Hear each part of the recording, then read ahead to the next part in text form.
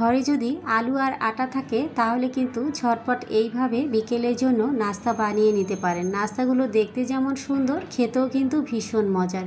মুখরোচক এই নাস্তাগুলো তৈরি করতে খুব বেশি উপকরণের প্রয়োজন হয় না। ঘরে থাকা সামান্য কিছু উপকরণ হলেই কিন্তু অসম্ভব মজার এই নাস্তাটি আপনারা নিজেই বানিয়ে নিতে পারবেন। আর খেতে কি বলবো, বানিয়ে খেয়ে দেখবেন তাহলেই বুঝতে পারবেন। আজকে এই রেসিপিটি শেয়ার করব। রেসিপি ভালো লাগলে অবশ্যই একটি লাইক দিতে ভুলবেন না। তাহলে চলুন কথা না বাড়িয়ে রেসিপিতে চলে যাচ্ছি। প্রিয় দর্শক, আসসালামু আলাইকুম। নাস্তাগুলো তৈরি করার জন্য আমি এখানে 1 কাপ পরিমাণ আটা নিয়ে নিচ্ছি আর দিয়ে দিলাম 1 চা চামচ পরিমাণ কালো জিরা, দিয়েছি স্বাদ মতো লবণ, এরপর দিয়ে দিব 2 থেকে 3 টেবিল চামচ রান্নার তেল। এখন এই সমস্ত উপকরণগুলো হাত দিয়ে একটু সুন্দর করে মেখে নিতে হবে। এখানে আমি আটা ব্যবহার করেছি, চাইলে কিন্তু আপনারা ময়দাটাও ব্যবহার করতে পারেন। যার হাতের কাছে যেটা থাকবে সেটা দিয়ে কিন্তু এই নাস্তাগুলো তৈরি করে নিতে পারবেন। মেখে নেওয়া হয়ে গেলে এরপর আমি পানি দিয়ে ডোটা মাখিয়ে নিব।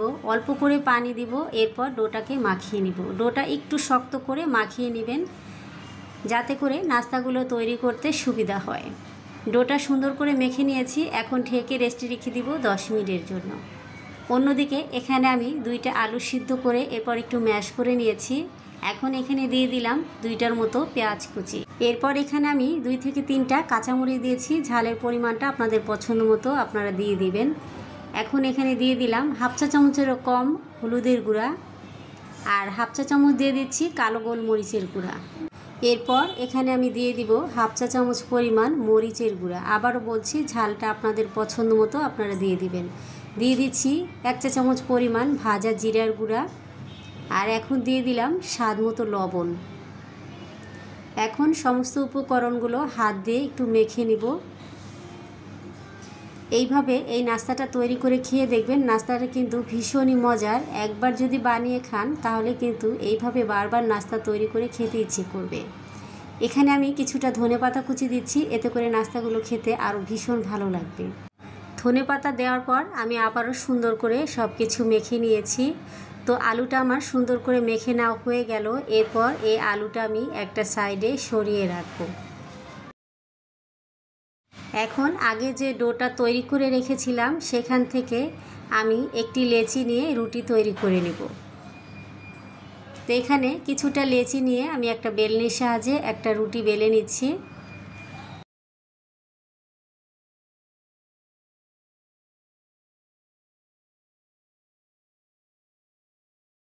রুটিটা আমি বেশ বড় করেই কিন্তু বেলে নিয়েছি।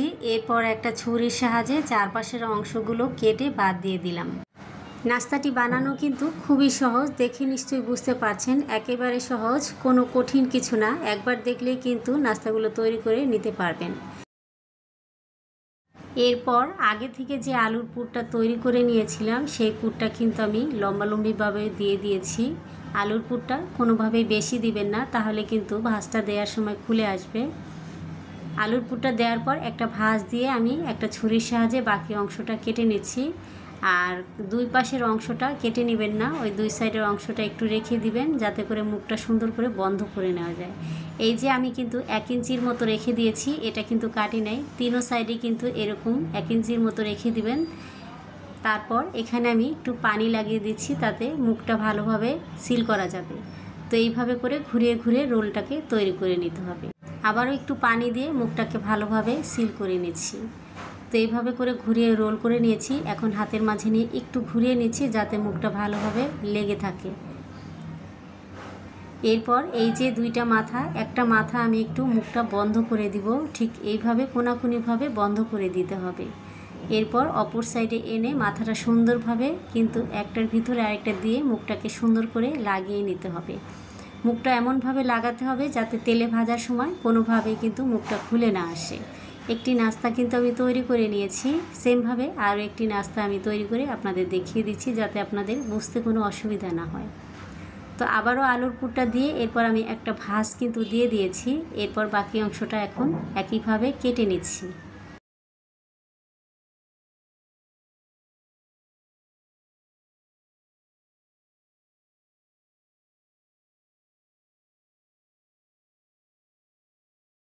কেটে নেওয়া হয়ে গেলে আবারও চারপাশে কিন্তু পানিটা লাগিয়ে মুখটাকে সুন্দর করে বন্ধ করে নিতে হবে। আর হাতের মাঝে নিয়ে একটু ঘুরিয়ে দিলাম যাতে মুখটা ভালোভাবে বন্ধ হয়ে যায়। এরপর আবারও একটা সাইড একটু মুখটা এভাবে করে নিয়েছি, তারপর অপর সাইডটা দিয়ে মুখটা লাগিয়ে নিচ্ছি। এখানে একটু পানি দিয়েও মুখটা কিন্তু ভালোভাবে সিল করে নিতে পারেন। খেয়াল রাখতে হবে মুখটা যেন কোনোভাবেই খুলে না আসে।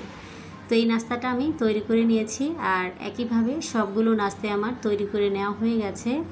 তো দেখতেই পাচ্ছেন 1 কাপ আটা থেকে কিন্তু আমার 7 থেকে 8টি নাস্তা তৈরি হয়ে গেছে।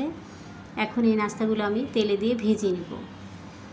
নাস্তাগুলো ভাজার জন্য চুলায় আমি তেল বসিয়ে তেলটাকে হালকা করে গরম করে নিয়েছি। এরপর এক একে নাস্তাগুলো দিয়ে ভেজে নিচ্ছি। আমি এখানে 4টি নাস্তা দিয়ে ভেজে নিচ্ছি, বাকি 3টি পরে আবারও দিয়ে ভেজে নেব। আপনাদের প্যানটা যদি বড় হয় সেক্ষেত্রে কিন্তু সবগুলো নাস্তা একসাথে দিয়ে ভেজে নিতে পারবেন। আর এই নাস্তাগুলো ভাজার সময় চুলার আঁচটা লো টু মিডিয়ামে রেখে ভেজে নিতে হবে। যখন পছন্দ মতো কালার চলে আসবে ঠিক তখন তেলটা ঝরিয়ে নাস্তাগুলো উঠিয়ে নিতে হবে। নাস্তাগুলো খুব সুন্দর একটা কালার কিন্তু চলে এসেছে। এই পর্যায়ে আমি নাস্তাগুলো উঠিয়ে নিচ্ছি। সেমভাবে বাকি নাস্তাটাও আমি ভেজে নিচ্ছি। আর 1 কাপ আটা থেকে দেখুন মাশাআল্লাহ 8টি নাস্তা কিন্তু তৈরি হয়ে গেছে। আপনারা চাইলে 2 কাপ আটা দিয়েও নাস্তাগুলো বানিয়ে নিতে পারেন। তো নাস্তাটা দিয়ে উল্টে পাল্টে আমি নাস্তাগুলো ভেজে নেব। আসলে এই নাস্তাটা খেতে এত মজার, একবার যদি বাসায় তৈরি না করেন তাহলে কিন্তু বুঝতেই পারবেন না। নাস্তাটা হয়ে গেছে, এবার আমি তেলটা ছড়িয়ে নাস্তাটা উঠিয়ে নিলাম। এখন নাস্তাগুলো একটু পরিবেশন করে দেখিয়ে দিচ্ছি কেমন হয়েছে। দেখুন মাশাআল্লাহ চমৎকার কিন্তু হয়েছে। আলু আর আটা দিয়ে দুর্দান্ত এই নাস্তাটি কিন্তু বাসায় ঝটপট বানিয়ে নিতে পারেন। খেতেও কিন্তু অত্যন্ত মজার। আমার রেসিপি আপনাদের কাছে কেমন লেগেছে অবশ্যই কমেন্ট করে জানাবেন। ভালো লেগে থাকলে লাইক কমেন্ট শেয়ার করবেন। এইরকম সহজ এবং মজার রেসিপি পেতে অবশ্যই চ্যানেলটিকে সাবস্ক্রাইব করে নিয়মিত সঙ্গে থাকার অনুরোধ রইল। এখন একটি নাস্তা আমি কাছ থেকে আপনাদের একটু ভেঙে দেখিয়ে দিচ্ছি, তাহলেই বুঝতে পারবেন। মুখরোচক এই নাস্তাটা দেখতে যেমন সুন্দর, খেতেও কিন্তু ভীষণ মজার। নাস্তাগুলো একবার যদি বাসায় তৈরি করেন তাহলেই বুঝতে পারবেন। তো দেখুন মাশাআল্লাহ নাস্তাগুলো কতটা লোভনীয় লাগছে। তা আমি এই নাস্তাগুলো সসের সাথে পরিবেশন করছি। আপনারা চাইলে চায়ের সাথে এই নাস্তাগুলো দিতে পারেন।